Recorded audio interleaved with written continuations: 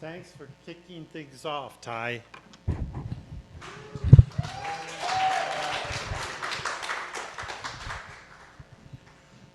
It was great music, and we appreciate it.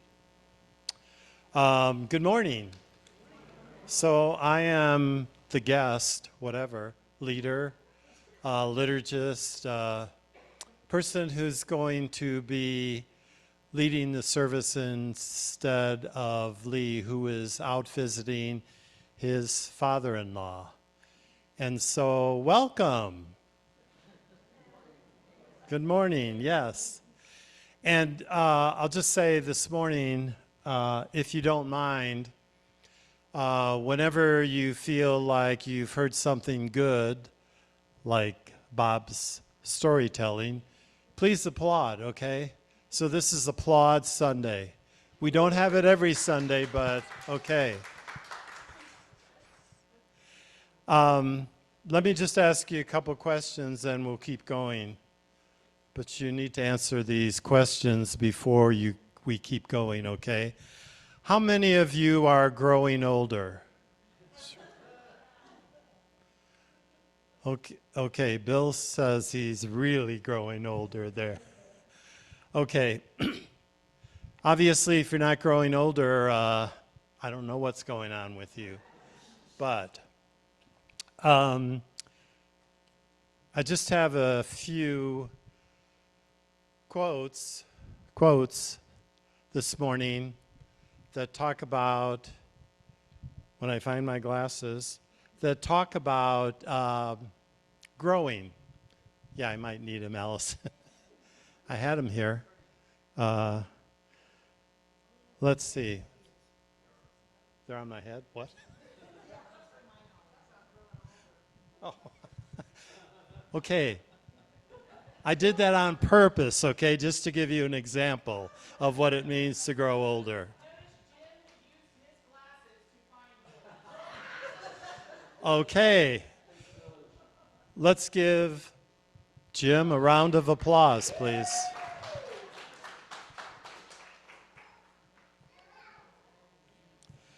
So here are a couple of quotes. Growing old is mandatory. Growing up is optional.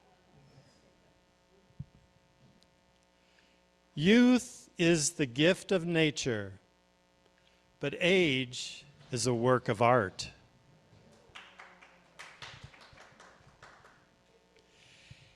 Age wrinkles the body. Quitting wrinkles the soul. We don't stop playing because we grow old. We grow old because we stop playing. Okay, so that's why we're having kind of a lightness about our service today. In the midst of things that seem to be dark, but we need to remember both are part of life, the good and the bad. So, we're very happy today to have Bob as our storyteller, and we're very happy to have the choir involved today. And Ty, you did a great job. We're happy that you were with us today, too. So, yes, thank you. Some of you are catching on. You can clap whenever you want to. Let's continue with our call to celebration, Jim.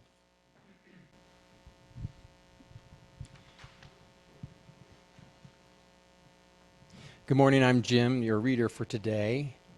Please join me in our call to celebration.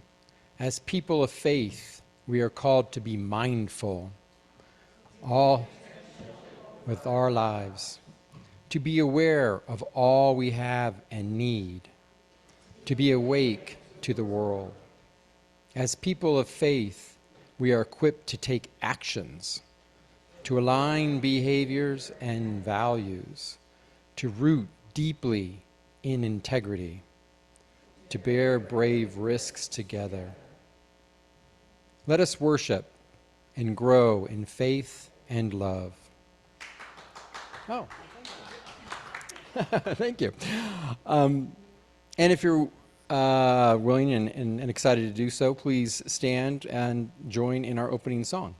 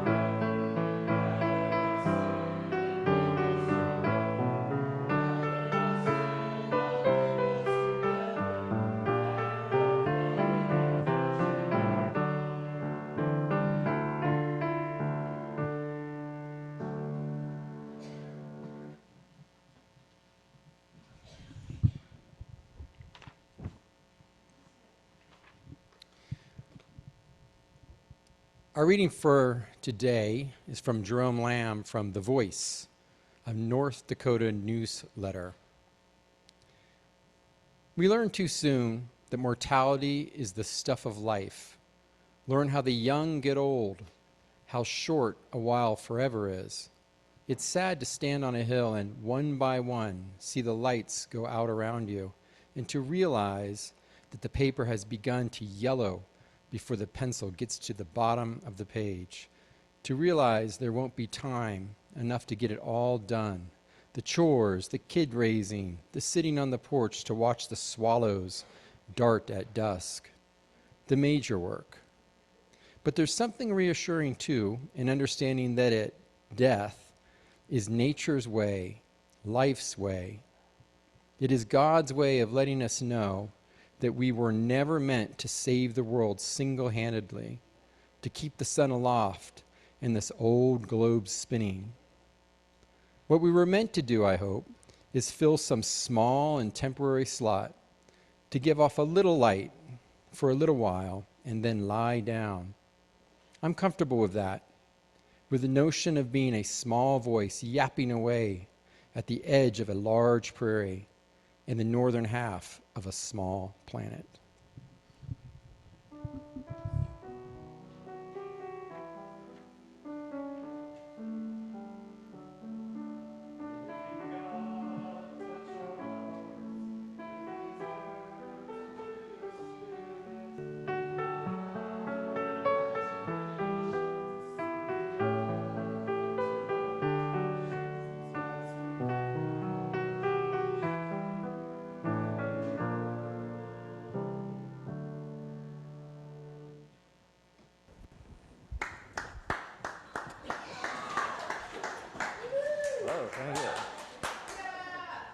Oh.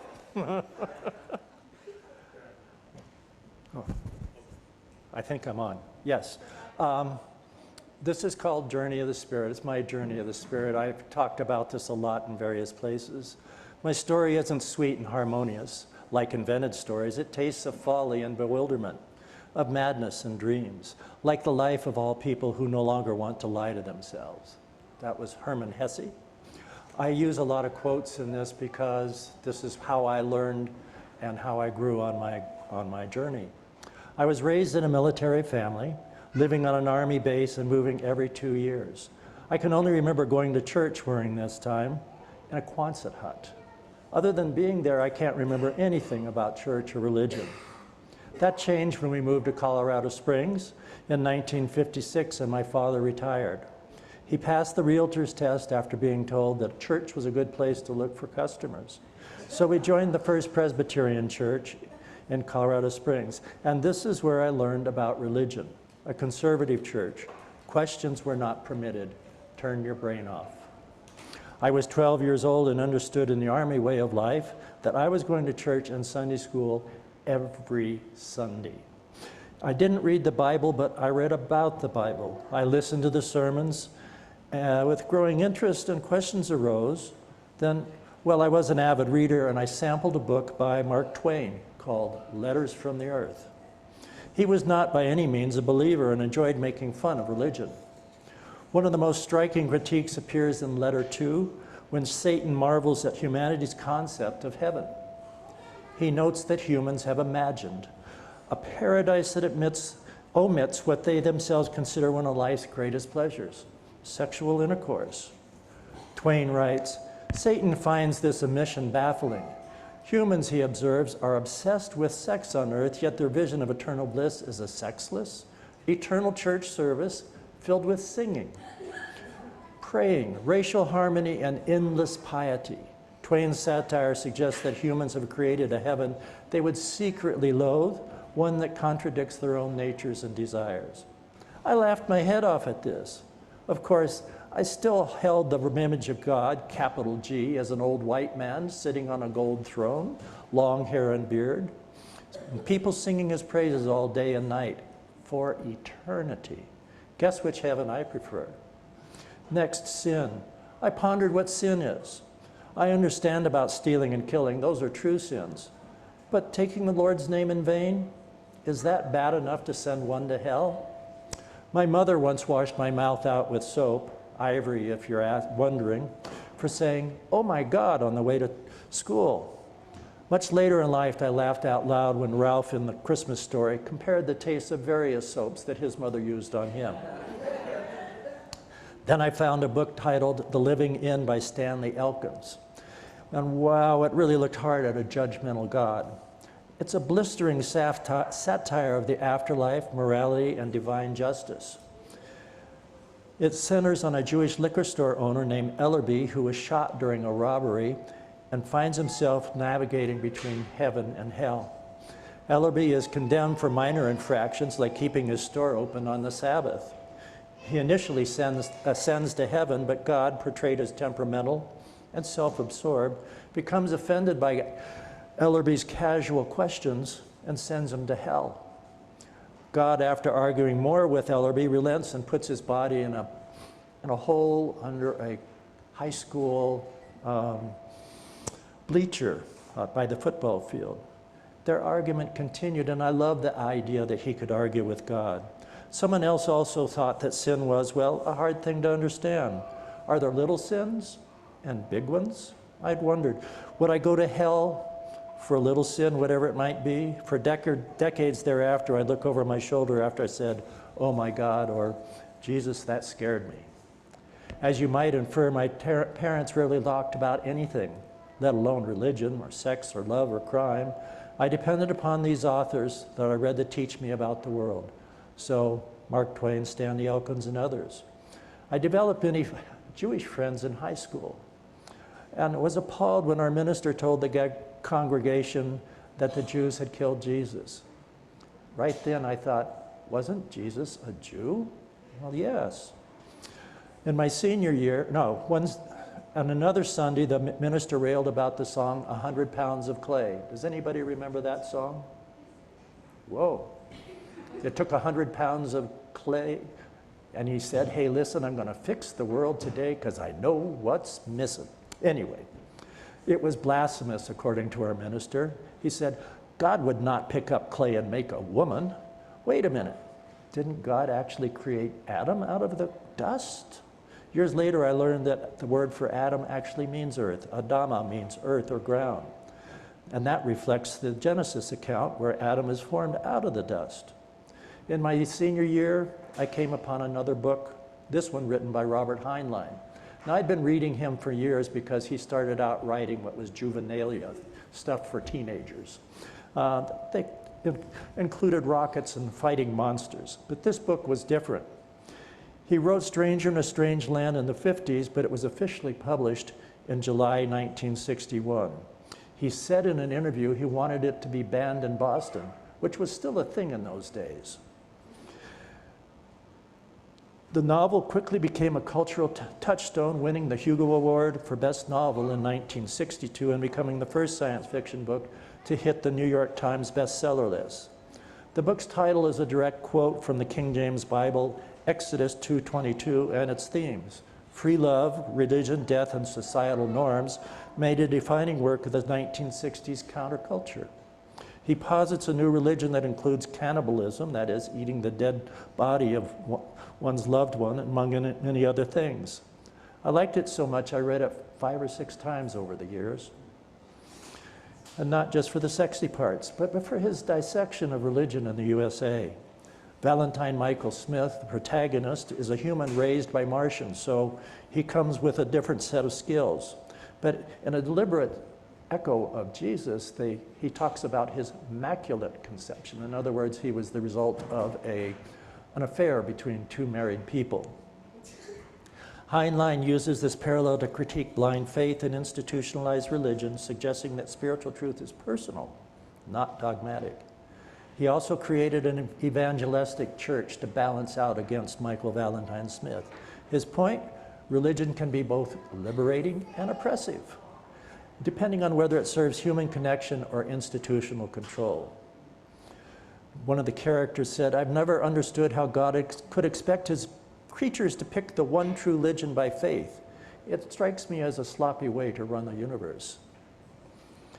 From another book called Time Enough for Love, he said, "The most ridiculous concept ever perpetrated by Homo sapiens is that the Lord God of creation wants the saccharine adoration of his creations, that he can be persuaded by their prayers and become petulant if he does not receive their flattery." I graduated high school in 1963 and went up to CU in Boulder. It was much smaller then, just a small town, small college. The Boulder Turnpike was still operating, and believe it or not, it's the only turnpike in the United States ever to be paid off. As a result, but I had a problem. I had my first bout of major depression that year. As a result, I overslept, rarely attended classes, and didn't study. Too much drinking, throwing frisbees, playing bridge, and pinball machines. I got kicked out of ROTC, and my father was not pleased. I became fascinated with concentration camps in Europe, and I read about the ones that held the American and British servicemen. It turned out later I learned that my father mustered out the American prisoners from camps in Europe. I watched Stalag 17. Anybody remember Stalag 17? Oh, 2, 3, all right, 4, all right, 5. That was a wonderful movie, black and white, you ought to watch it. And that led me to learn more about the ones that held the Jews. Horrific stories that made me ever more curious about the Jewish culture. So I read Philip Roth, Portnoy's Complaint and Goodbye Columbus, and Saul Bellow, Herzog and Mr. Sandler's Planet. I fell in love with the Jewish life on the East Coast. I really wanted to be a participant, especially because it was okay to argue about religion. I wished to join them. I like to say that my father gave me a map of how to live my life. He wanted me to attend his college, Kansas State. He wanted me to study engineering, and he wanted me to join his fraternity. I disappointed him on this. I didn't go to Kansas State. I tried to join his fraternity, but they didn't want me. And I did take engineering. But in no time at all, I'd fallen off his map and realized I need to find a compass. I had no idea where to find one that would help me now to survive the 60s. Drugs, sex, rock and roll, the Vietnam War, Nixon. So I faked it. Years later, I found this quote by Stephen Levine. Buddha left a roadmap. Jesus left a roadmap. Rand McNally left a roadmap. But you have to travel the road yourself. My father had warned me that CU was a pinko school, you know, communist, socialist. I scoffed at this, but then I took a sociology course about marijuana, which was then still a new thing, and nobody I knew was smoking. The professor was a character. He wore a turtleneck sweater, and he carried a saddlebag instead of a briefcase over his shoulder. One day I stopped by his house to turn in a paper, late, but you know how that is. I knocked on the door of his house, and inside there were quite a few people dressed in black turtlenecks and black pants and black socks and black shoes, and I went, uh-oh, beatniks. They were the people my father had warned me about.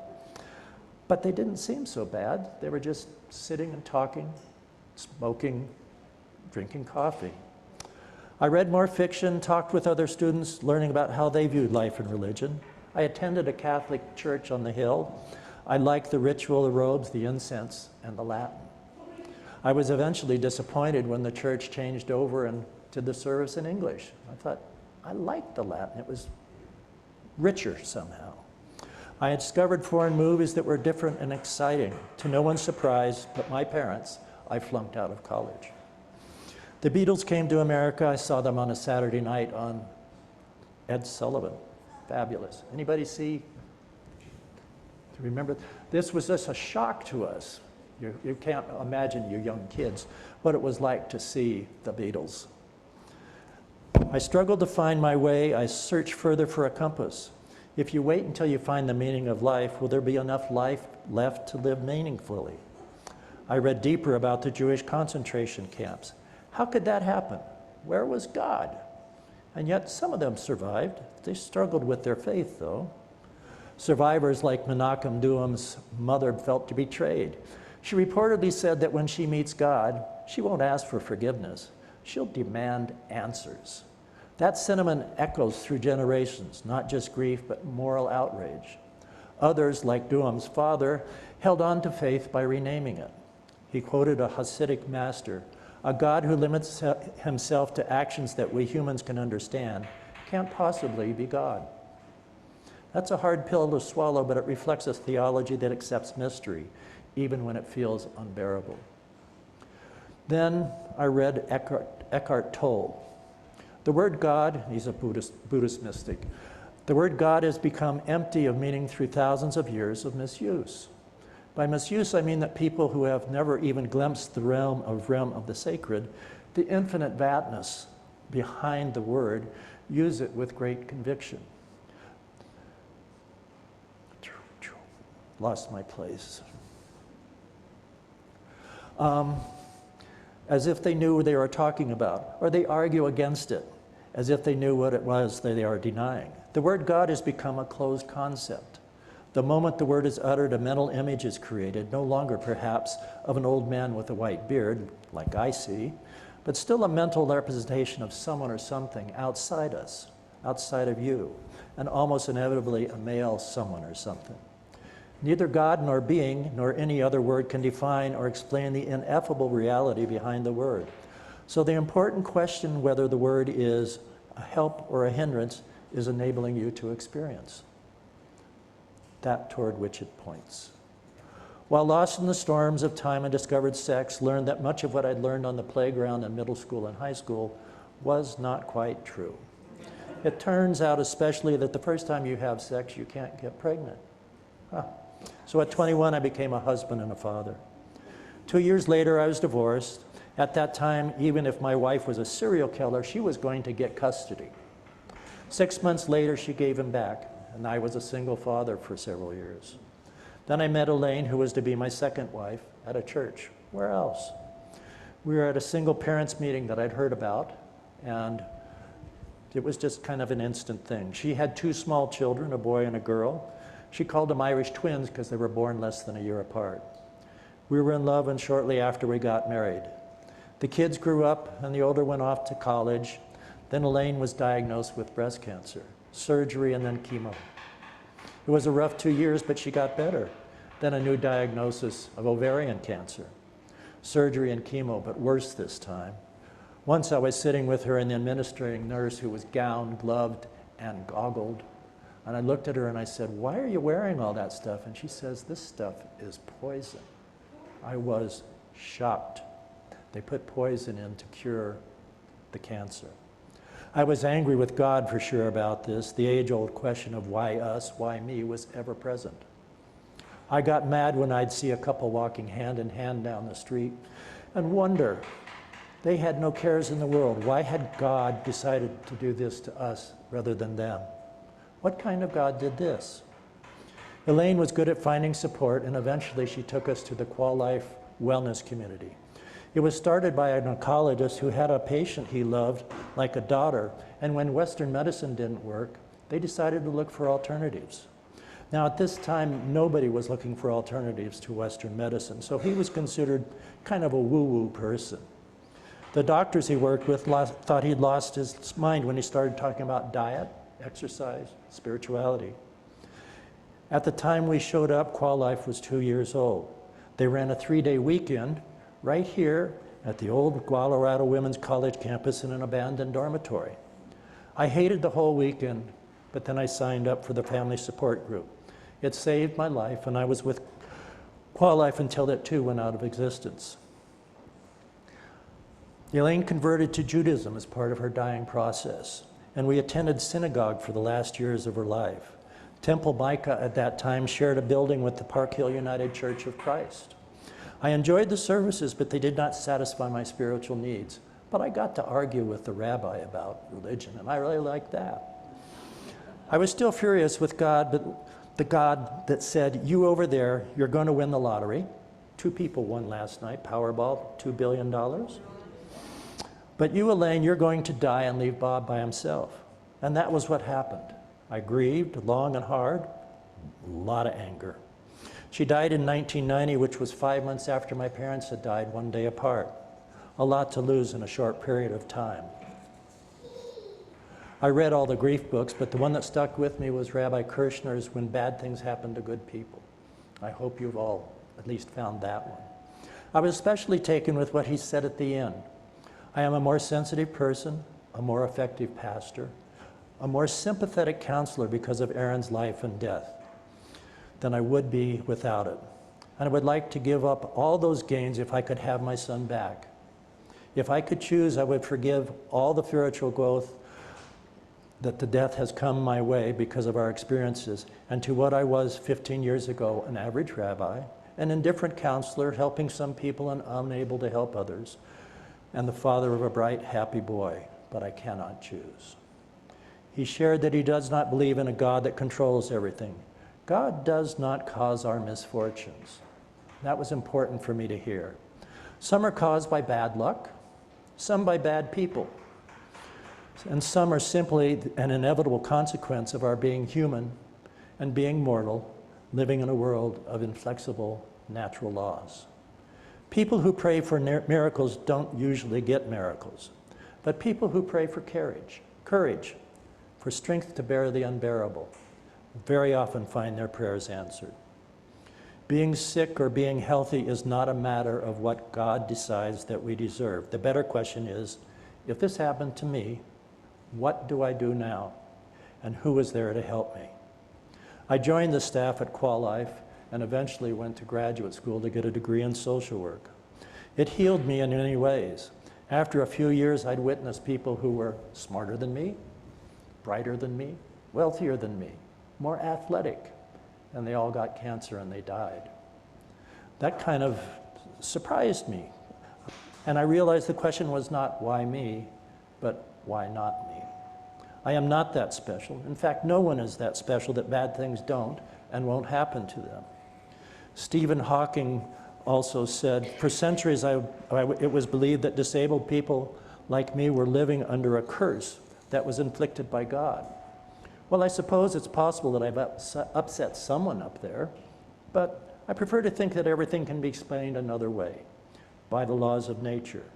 If you believe in science like I do, You believe that certain laws are the work of God, but that is more a definition of God than proof of his existence. I found Wash Park after I retired. I was thrilled by the fact that I could bring my brain to church. Eventually, I brought up the topic of what I call cringeworthy words, such as God, Jesus, heaven and hell, sin and prayer. They were layered up with so much weight that I couldn't talk about them without getting lost. To this day, I have difficulties. When someone else uses the word God, I wonder, what do they mean? Do they mean that man on the throne? The white man with the long hair? I have had a long experience of life, not only my own, but others too. This month I will turn 80. I have seen triumphs and tragedies, booms and busts, revolutions, wars, great achievements, and deep ambiguities too. I have seen grand theories rise, only be toppled by stubborn facts. I am far more conscious of transience and perhaps of beauty. At 80, one can take the long view and have a vivid, lived sense of history, not possible at an earlier age. I can imagine, I can actually feel in my bones what a century feels like. That's impossible when you're 40 or 50. 80 years of life has me thinking more about the ending. It will soon become not an intellectual idea, but an emotional one, an emotional fact. An article recently pointed out a professor who wrote a book about dying, and he said it was no big deal. He wasn't worried about it. No, not to worry. But then as he approached his death, he went, oh my God, I am terrified. Oh, I have witnessed a lot of death in life and in my career. I believe people are more afraid of the dying process than what it will be like. It is going to hurt. Once on the other side, we can discover the secret. Is there anything after this life? I am content, kind of, to wait and see. Finally, believe those who are seeking the truth, doubt those who have found it. I am proud to be a member of the church. It has allowed me to go on searching for the truth, but not the truth. And that is good. Thank you.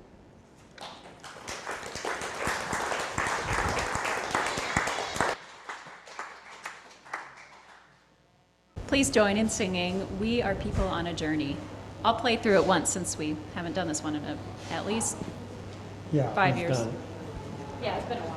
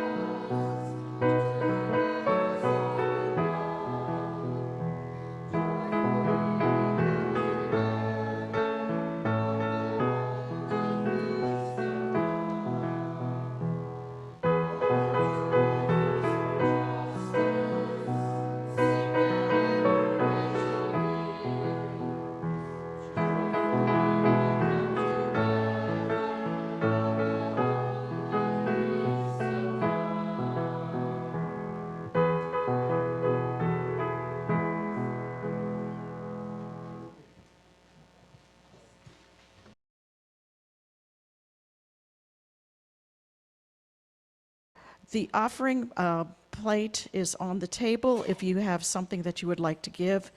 You can also send it to the address in the bulletin, which is the P.O. box, not the street address. Or you can go online to Tithely. And thank you. The choir will be singing We Are Building Up a New World. I know this is one that all of you know, so you're welcome to sing along.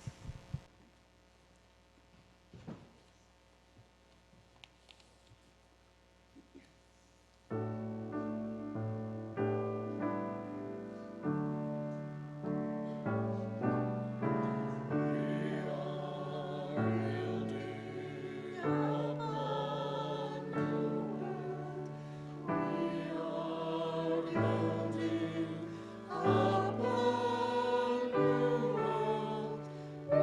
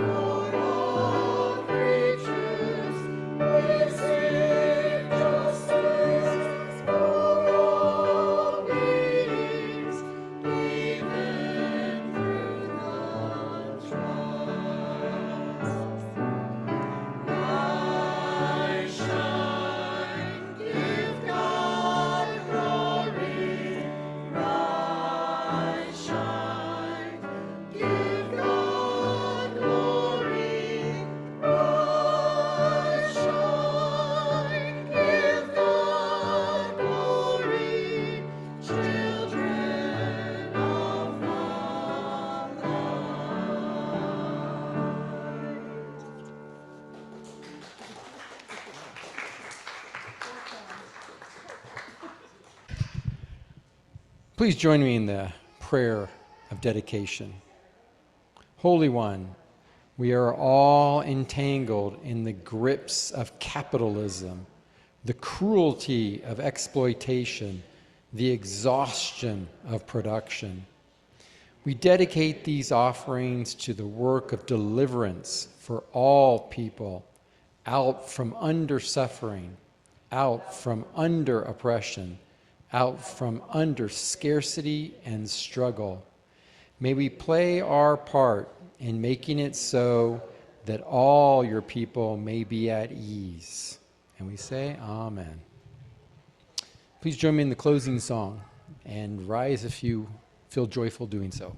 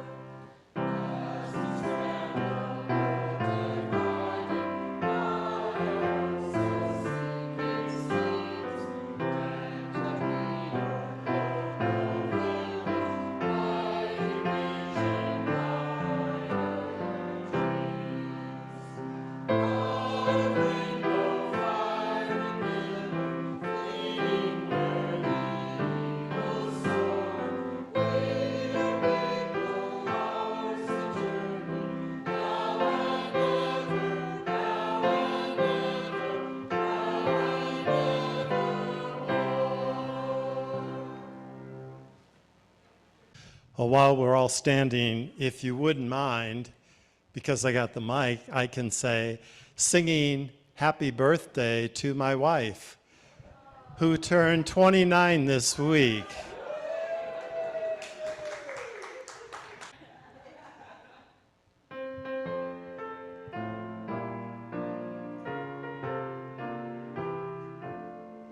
Happy birthday to you.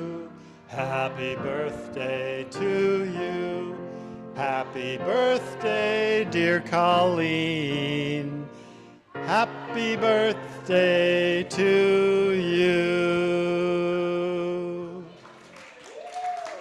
Yay.